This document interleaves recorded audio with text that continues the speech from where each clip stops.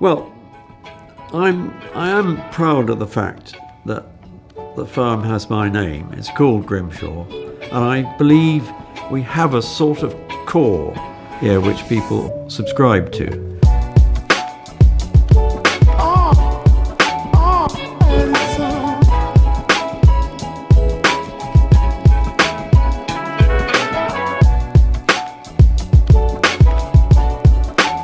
It's a very democratic practice. We're partners, it's not a pyramid, a group of partners working together, given a huge degree of autonomy.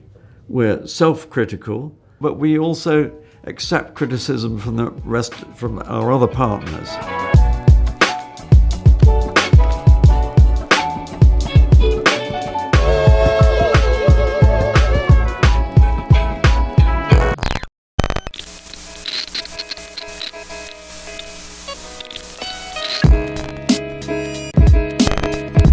Welcome. My name is Mark Husser from Grimshaw. I'm the managing partner of the New York office here. We have a few of our partners and colleagues who we've assembled to talk a little bit about our process and how we work together. Hi, thanks Mark. I'm Casimir Zadanius, Head of Industrial Design. I mainly work on product-related and applied detailing to our architecture, usually joining teams or also working in isolation on separate product design. I'm Bill Horgan. I'm a partner here at Grimshaw, originally out of the London office. I moved over to the US in 2001. So been here 15 years now, but worked together with all these gentlemen on a range of projects. I'm Nick Solomon. I'm an associate principal here in the New York office, and I work on a variety of different projects and different scales, but typically the really complicated challenges, and usually involving these bright young men. The way that we approach projects, I think, is fairly similar across our practice globally, and we have offices in London, New York, Sydney, Melbourne, and a small office in Doha, and now one in Dubai. One thing that's very notable about our work is that every project is different. Every project looks very different and very unique. In many ways, we like to think that it's not so much signature architecture of Grimshaw, it's a sort of signature that's very much of the project, of the client, of its circumstance. And that comes from a deep belief that the architecture can grow in a very profound and fundamental way from the program itself and from the climatic and the cultural and the sort of urban context. I'm extremely impressed by how hard they work and how many hours they put in. It may be partly the kind of firm we are, but people work late into the night here trying to get things right. And I like to see that dynamism, going on.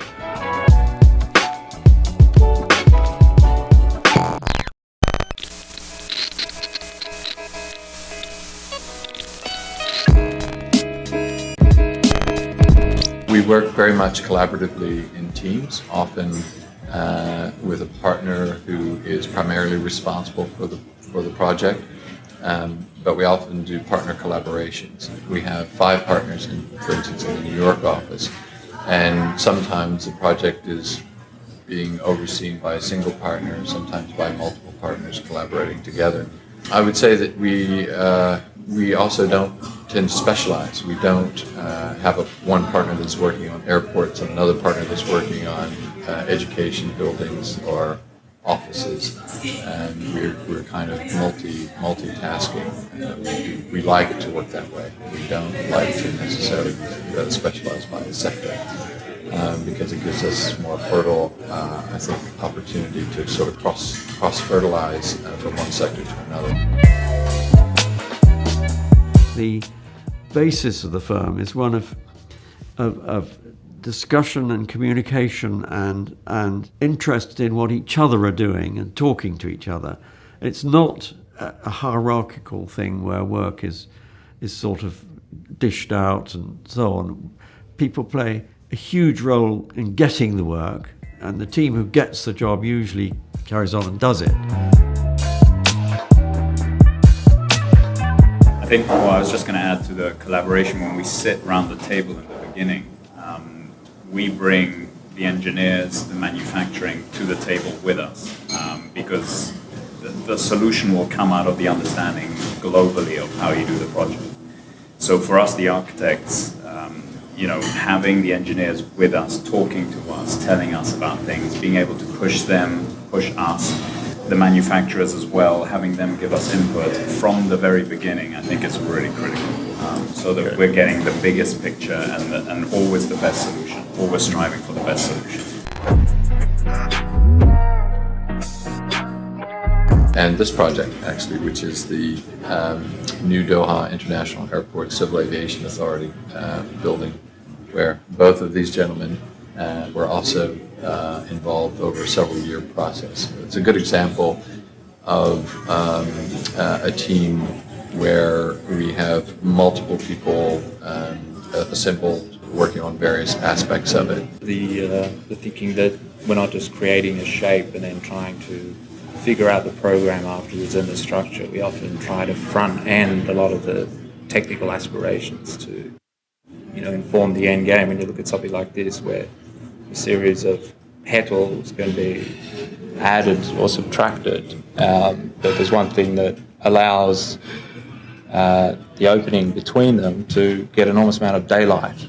Nick and I spent an awful lot of time researching materials and technologies for the skin of this project to make it perform at a level where it would use no more energy than a conventional high-quality office building in, say, New York or in Europe, but in a very hostile climate in the Middle East. And for us, that is one of the sort of cornerstones of sustainability. When a project is being put together, other partners sort of gather around and give their comments and try to help, boost it. So there's a terrific level of mutual support.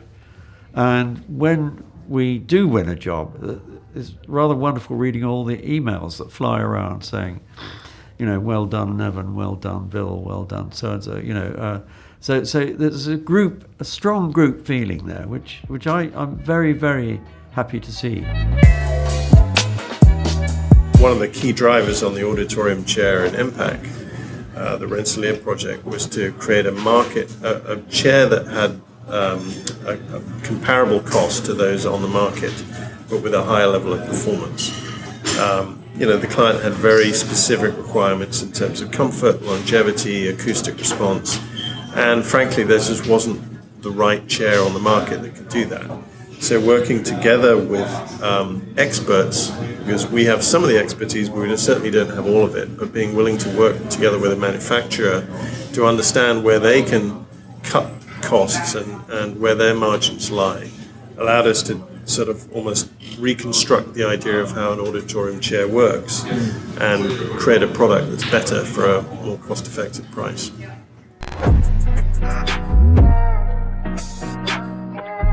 This is a display system that Grimshaw Industrial Design developed about 10 years ago, based on flight cases. Flight cases are the sort of metal boxes that you often see rock musicians take their instruments around on tour with them. They're very strong, very robust, and they're designed to be able to take equipment onto aircraft and be unloaded and loaded up without damage. Our team of designers adapted and modified the standard box to have two operable doors, and we designed a series of aluminium lining pieces and brackets and sort of extrusions that allow for models, display images, renderings, and actual physical mock-ups of products to be displayed in these, with a series of LED lights around the edge. This particular example shows the MPAC concert hall and the concert hall seat that we were referring to in the earlier conversation. So this was an actual a real mock-up that was commissioned for testing, for comfort, for acoustics, and for testing the hinge. So it's nice to be able to kind of adapt these real pieces of architecture and sort of display them for posterity in our display system.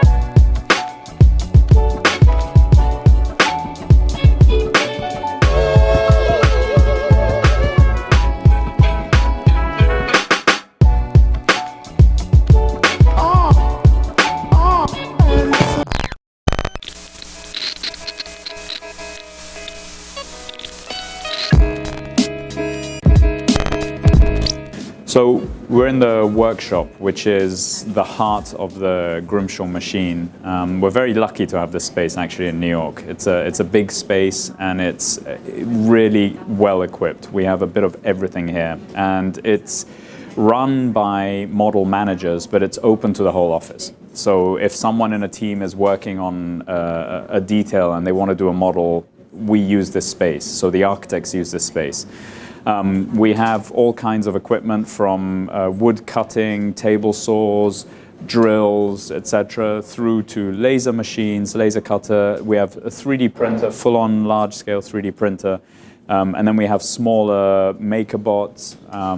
So the quality of the models that we can get out is actually really high. And this is our maker bot. We actually are getting another one of these. And this is for quick, fast 3D printed elements that we want to look at. So this doesn't have the refined quality of the big 3D printer, but this helps for very fast prototypes and very fast mock-ups. The laser cutter is fantastic because we can cut, fairly thick wood, perspex, acrylic, card, paper. So from this you can make a huge variety of, let's call it 2D materials.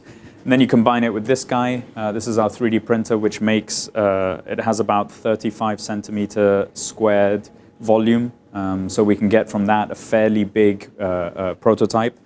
And in the past, we've combined a couple of prototypes to make a bigger one-off piece.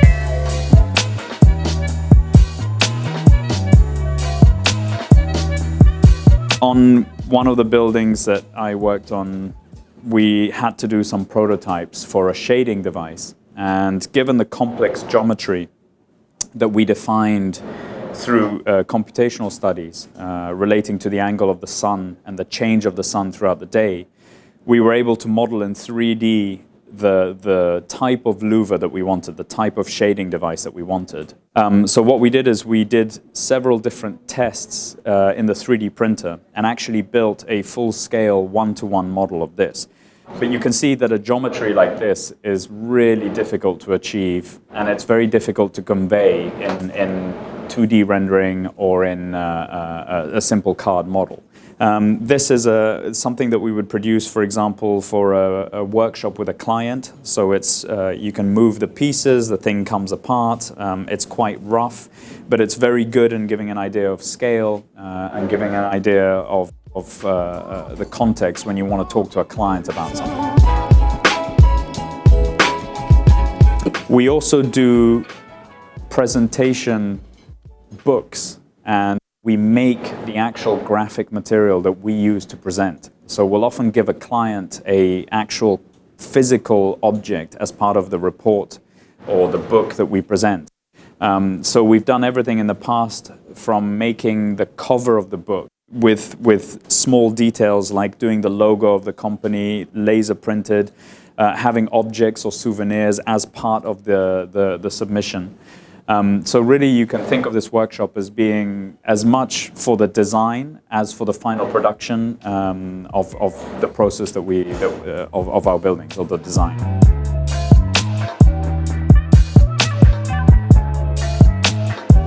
So now we can see Grimshaw's gallery space, which is on the ground floor of our building. We can either use for static exhibits here of our own work, or indeed for talks and special events which we host reasonably regularly in the space. So quite often we have panel events where we put on cheese and wine, and maybe there's an architectural and urban design theme that we may moderate or host.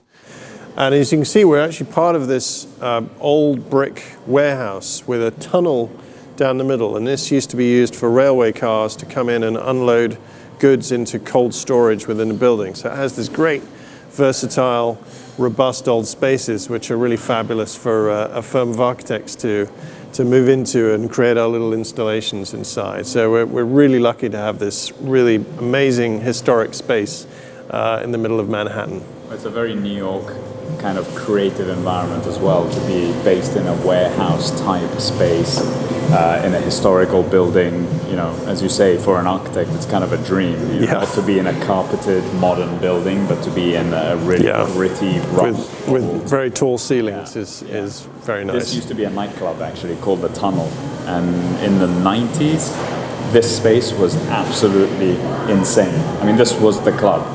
So people used to come from all around to come to this place, and there were lots of rooms off the side. And what happened in the rooms was like, you know, total chaos, total mayhem. So it has a real history, this place, a real history of both, you know, in the beginning of the century and industry and culture. Yeah. Over here, this is what a typical working model will look like. But it was so good that we ended up using it with the client to work with the client.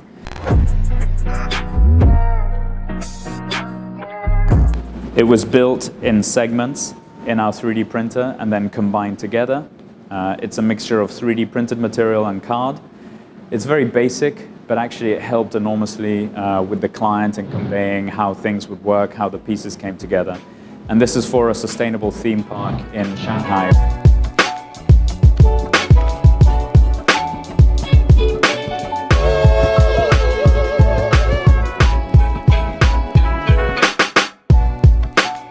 So this is a model of the Fulton Center transit station. I think it gives you an example of the way we like to work. In this particular example, we have a very big project, and so the client was able to pay for quite a detailed model. But this is a very important part of our work, is exploring our designs and our architecture through the materiality of models and the sort of expression of materials and how the systems work together to create an overarching result. We have one wonderful opportunity, which is permanent access to the sky. And that was really the key ingredient that drove the design. And this desire to kind of pull the natural light out of the sky and bring it down to the lowest parts of the building. The big change that was made was a much simpler structure, obviously more economical to build, which is that cone. And then a very lightweight, highly efficient structure to fix the reflecting panels to, which is the cable net system. And so it's actually, the interesting thing is it then becomes the exact inverse to the Pantheon. The shape of it is a direct reflection of how the sun moves around that space. So it's longer on one side because it's capturing the sunlight and bouncing it down. So you can actually read or map how the sun moves around the space. And so you become really aware, I think, of the kind of quality of light that's hovering above you. You know, what we crave for in a city is connection to nature and connection to the sky and to natural light would transform that space.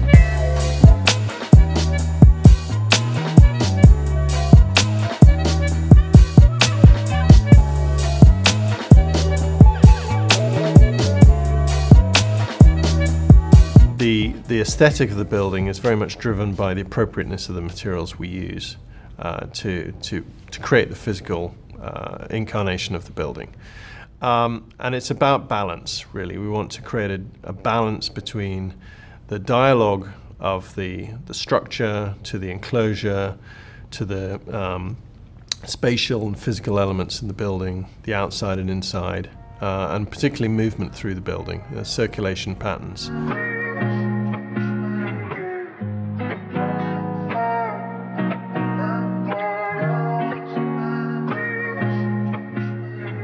The Millennium Commission were looking for national projects that would celebrate the turn of the millennium, but also in a way look back at what was important historically to the country.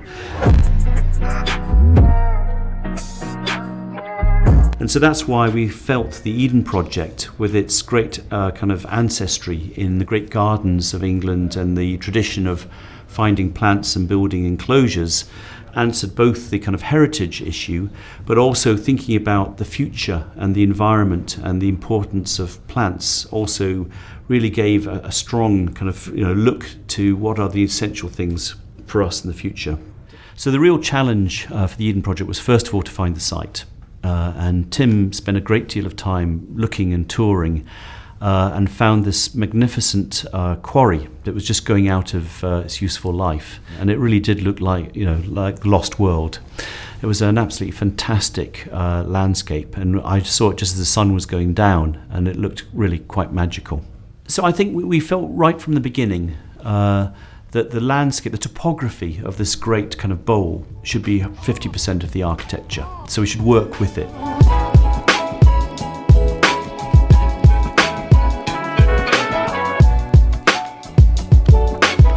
And the wonderful things about greenhouses, all throughout all eras, all ages, is they're always at the forefront of thinking, often being quite ingenious about how they come up with different solutions. And we felt this should be the 21st century ingenious greenhouse. And I remember in discussions with David Kirkland, we thought, what's the most efficient way of enclosing a space? And it's a sphere. That's the minimum surface area to the maximum enclosure. So what about if we re-describe the geometry of Eden as a series of spheres, interconnected spheres that we then push into the quarry? So once we came up with the idea of these interconnecting spheres that created the geometry, the kind of lightest, most efficient way of doing those is to use a geodesic structural form. And there are a number of ways of doing that.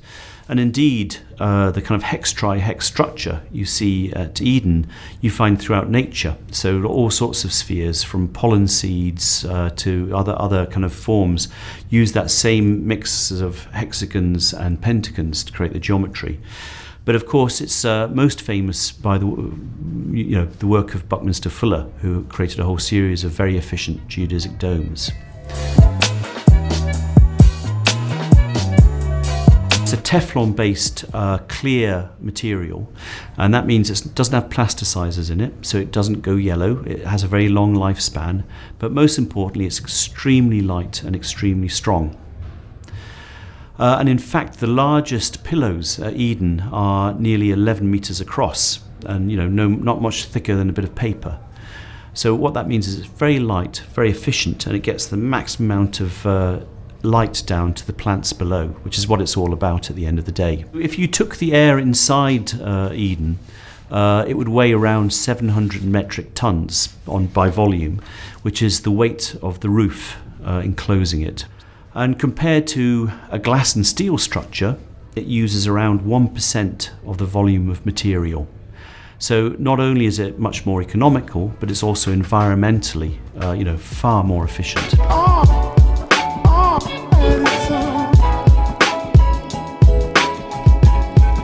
There's been a recent trend in architecture to make shapes just for the sake of making shapes.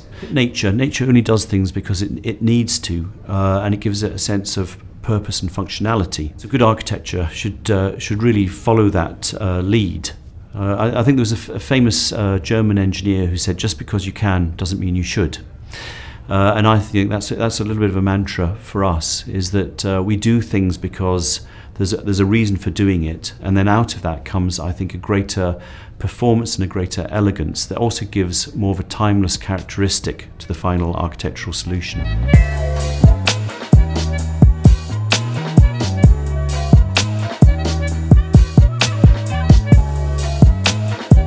When architecture is at its best is when people really enjoy using it. For instance, we've just finished a housing project in the South Bronx in New York, Via Verde. And for me, the delight is not in the kind of detail of the material or the design of the building.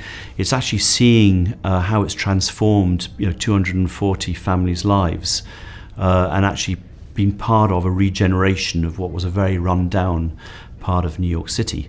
So I think architecture that is transformative, that can transform, either it's a catalyst for urban redevelopment or it's part of a kind of a social function, that's where architecture is really at its best.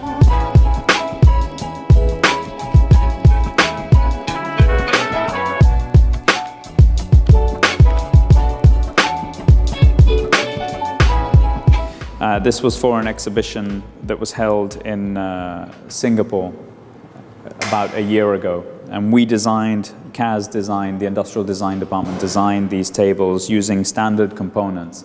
And then our graphics department designed the graphic display elements in the top. And then our computational design department worked on a software that would allow people to use an iPad and interact with the display, so that by holding your iPad, you could see a 3D model of the building like a physical model. So like these models, you could see a virtual reality model on the table.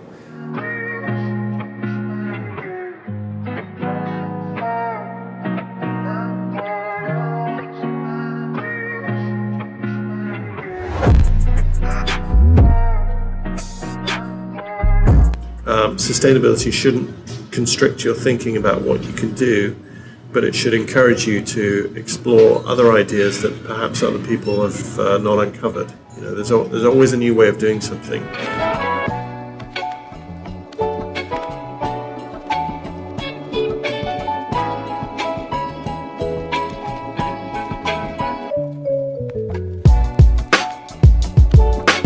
And versatility and flexibility are often used interchangeably, but there's a key difference actually, because flexibility implies something has to be physically changed or bent to accommodate a change in use. Versatility implies something is just inherently really damn good at doing something. You know, it's a multifaceted tool that can do a lot of things well without having to be physically adjusted. And I think the very best buildings, and certainly the best Grimshaw buildings, are phenomenally versatile, first and foremost.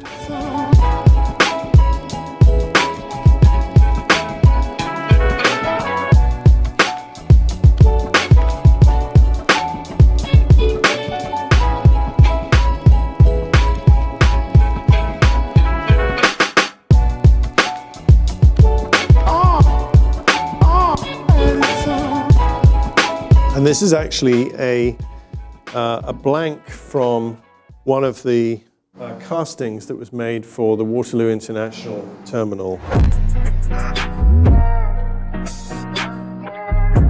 When I say castings, I mean the actual cast steel structural nodes were made from a sand casting process. And in order to do that, the artisans need to build the thing as a mock-up first in wood. Wood is used to set the sand, and then the wood is removed and the molten metal is poured into the sand cast. And at Grimshaw, we've always taken great delight in sort of showing what the physical forces are doing and how that's connected. And so the final architectural detail reflects something about the way the building was built. And that might be, for example, showing how two structural steel components come together and are held together with a bolt. It's about structural honesty, and it's about communicating this idea that buildings are, in the end, nothing more than an assemblage of components created for shelter or for some specific function. So this is an actual working piece from that project back in 1993. And I think what we love about this is actually a very old technology, but we were using it for an extremely modern, high technology project where we're sort of optimizing the steel work and the structural design to kind of to the nth degree, but using this sort of great old artisanal technology to achieve those architectural results.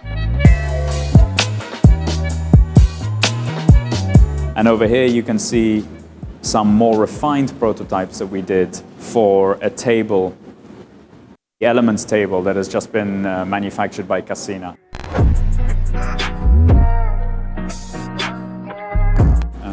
So this is a scale mock-up of what the actual final product looks like, and this was a one-to-one mock-up of what the product could look like in a wood version. So again, we do this to see the different possibilities, the different opportunities, And having physical is always better than just having renderings. So it helps us tell a better story and be more convinced of it.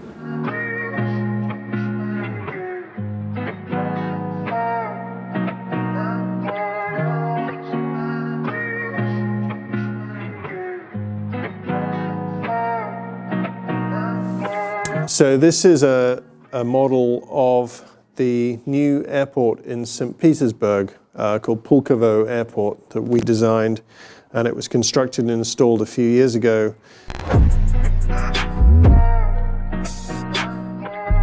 So what you get in St. Petersburg, which is rather beautiful, is little gold domes or details, spires or things picked up, cornices on the buildings which have gold on them.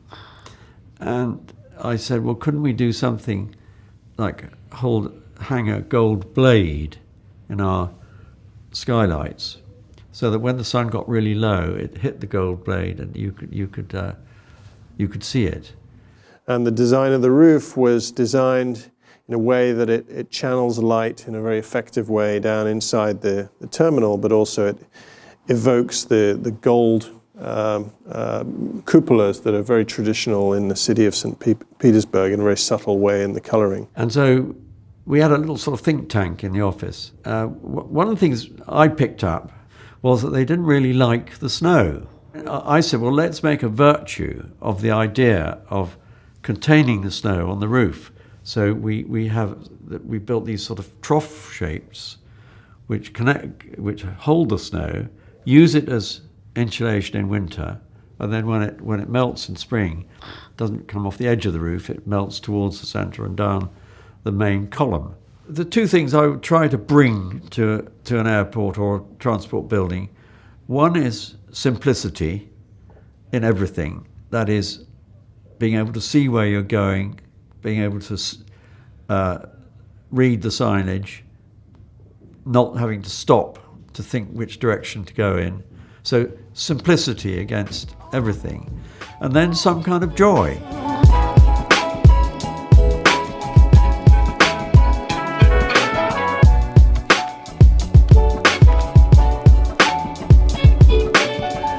In the end, what we're looking for is not a Grimshaw signature, but actually the signature on the building should be the client's. But what we do is we help them get there by, in a way, cutting out the noise and defining and isolating what are the real key, unique drivers of their brief on their site and in their particular circumstance, and amplifying that aspect of their aspirations and their brief. In order to create a building that's resolutely theirs, but also has a real Grimshaw characteristic to it.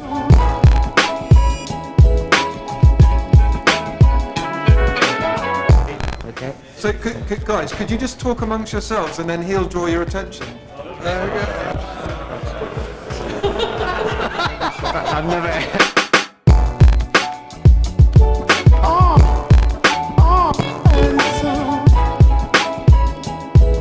Looking straight down the lens.